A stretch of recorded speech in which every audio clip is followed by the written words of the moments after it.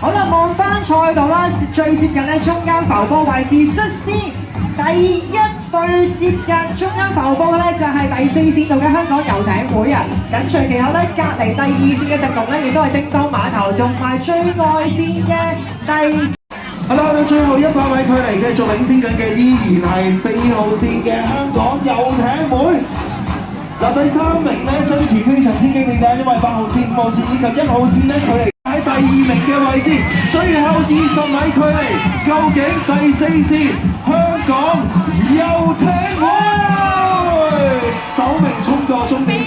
第2名衝線咧，第2線嘅地龍，第3名有3條隊啊，好接近，我哋要有待大會去公佈，究竟係第1定第5定第8線道可以獲得季軍啊！